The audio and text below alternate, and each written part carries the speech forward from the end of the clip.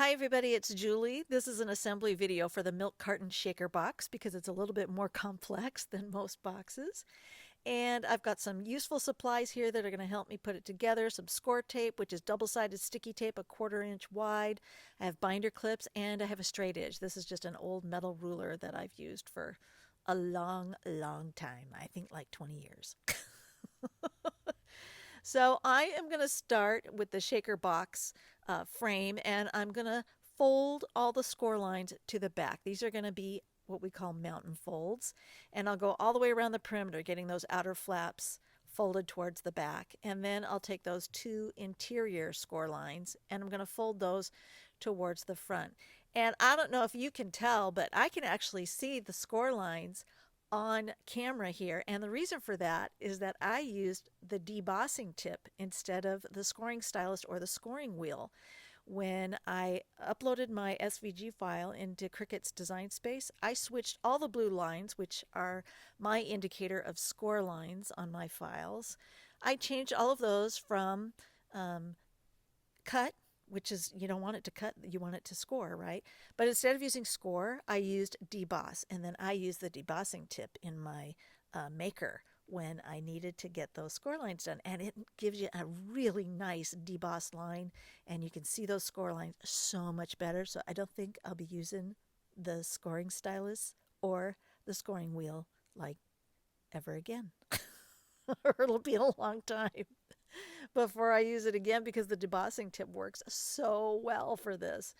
So anyway, I'm getting these score lines. I'm just going to go ahead and gently press them with my fingertips just to get them started. And then if I need to, I can use the straight edge ruler to kind of help them along.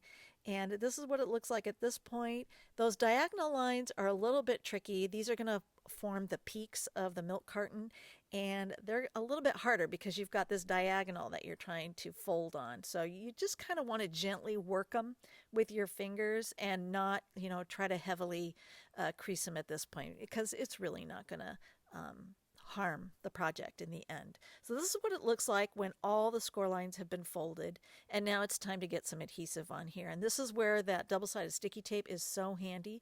I really like score tape because it is a super strong bond and it has a liner paper on it, so when you're ready, that's when you remove the liner paper, stick things down.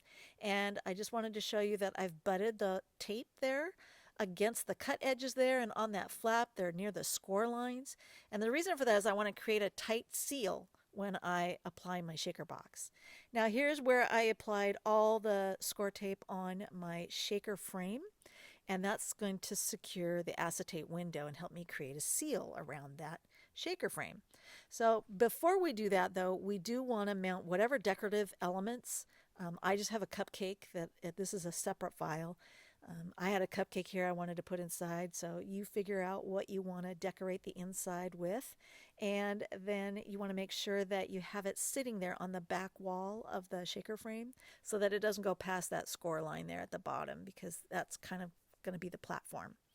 So now it's time to go ahead and attach the acetate window, and I'm just going to peel back the liner partially so that I can align the straight edge in the center of that creased acetate right there, and then pull it away when I'm sure I've got those edges flush. And then I'm going to form the top end of the shaker frame by going ahead and tucking that down. And here you can see how that platform is kind of starting to take place. So I'm going to use some binder clips to hold that in place while I'm working, because I find that it just makes my life easier to have like the third hand there holding on to that stuff. So now I can go ahead and grab those little side flaps at the bottom and remove the liner paper there and get those side flaps, which is going to help it maintain that, what do you want to call it? I call it an insert box. It's an insert that's going to go inside the milk carton.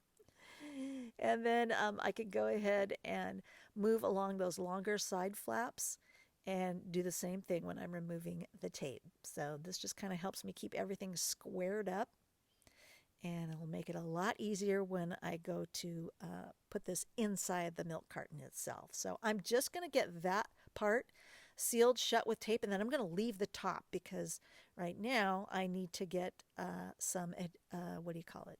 Confetti and whatever filler you want. So this SVG file includes some, half-inch size round confetti shapes, but you can add whatever you want in there. I did some tissue paper that I have in a round, half-inch shape that I added to it. So now when I've got it full, I can go ahead and remove the tape from those flaps. I can push that flap back in and then remove the tape just a little bit at a time to make sure I have it squared up along the edges there, and then go ahead and remove the liner all the way and then do the flaps.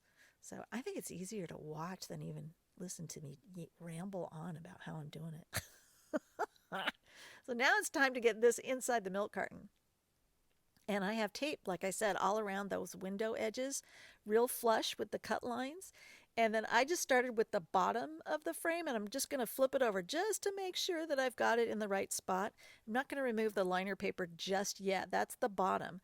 Now I'm going to go over to the top, and it looks like my little liner paper got tucked in underneath. But now I've only got a little of that adhesive exposed, so I can make sure I've got it lined up before I start pressing down firmly.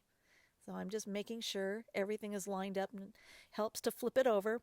So you do a little bit of flipping back and forth to make sure that you've got it centered where it needs to be. And then I will go ahead and pull away those liner papers, and it's time to assemble the sides. And those are going to work pretty easily because once you get the top and the bottom, you just have to snugly wrap those sides around the rest of the box, and then you're good to go. So I'm just going to kind of fold that flap back and go ahead and remove that tape. Yep, it's all looking good. And then we can go ahead and assemble the actual body of the box. So that flap there, I'm just going to peel away, just like I've been doing all along. I peel it partially away, so that way if you need the fudge room to kind of get it anchored down in the right spot, yeah, you have that ability. And then I'm just going to make sure I'm lining it up, and then slowly remove that liner tape, and boom, it's connected where it should be. It's all nice and straight. It's square. Now I'm going to flip the box so that the front is facing up and attach that one bottom flap to those side flaps there. And then I can go ahead and flip the box over again so it's face down, and finally seal the bottom of the box with that flap. I like them going towards the back when I make my boxes. Now all you have to do is tuck a little gift in there, and you can secure those top flaps there with some binder clips while you tie some really cute twine in there. And there you've got this really fun confetti shaker effect.